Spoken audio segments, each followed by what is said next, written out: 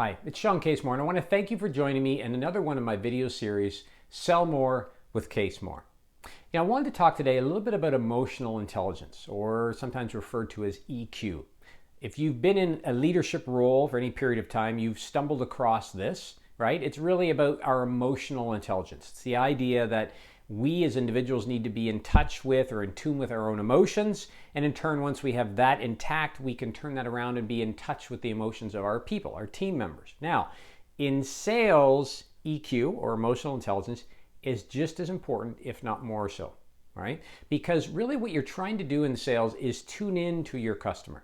You need to get in the same state of mind that your customer or your prospect is in. And once you tune in, it allows you to tweak and adjust what you're saying, how you're responding, so that you can create a stronger connection and ultimately all of those things that lead to building trust.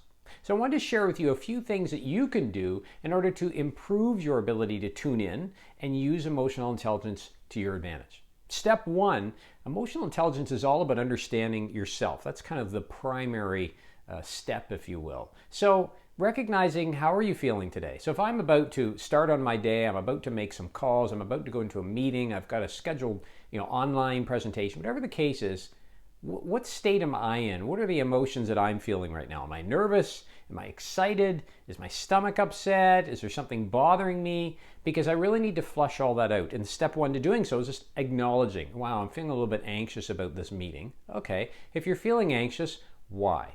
Is there some way you can overcome that? If you've done these before, right, there really is no need to be anxious, okay? If you're feeling excited, that's good. But how can you slow down your tempo and pace so that you're not overly excited and maybe talking too fast, right? So just common sense things that you can do. But step one is really tuning into what is my emotional state. Step two, when you're in a conversation, discussion, whether it be on the phone, face-to-face, virtually, what have you, ask yourself, what is the state or the state of mind or state of emotions, best yet, of this person I'm dealing with right now? Do they seem excited, thrilled?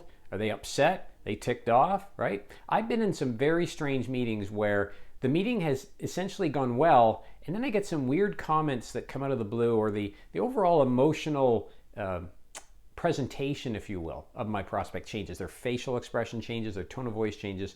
And it's been a different experience than what I've had with them previously. What I do in those cases is I simply ask, is everything okay? Right? I've had a situation where I was dealing with somebody, we had several conversations, it was going well. I thought this was the last conversation before we closed the deal, and I get in and the individual I was dealing with was just not happy. They seemed grumpy, they were short with me. So I finally said, look, I just want to check in. Is everything okay? Is there something that I've done here because you just do not seem okay? And it's none of my business. I just wanted to make that comment. If you'd like to reschedule for another day. And they responded with, Shawn, no, it's me. I just had a stressful day. Sorry about that. I didn't mean to be that way, right?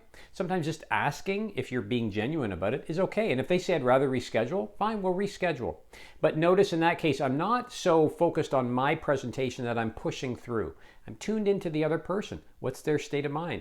More importantly, if you take this to the next level, tune into their facial expressions, their tone of voice, right? You don't want to overjudge these things, but if somebody's watching a presentation going like this, maybe you want to ask a question such as, does this make sense so far? Am I going too fast? Do you have any questions for me, right? Or if they're going like this, you can say, does this sound like an exciting solution for you? Is this something you'd like to discuss further, right? Because they clearly don't look like they do. So if you tune in, you'll find you can tune up, ultimately, your presentation skills. You can make adjustments on the fly. That's really the goal. Too many of us get so prepared for our meetings, or we've done them so many times, it's boring, right? We tend to just go through without really paying attention to the person we're actually presenting to. That's where emotional intelligence really comes into play.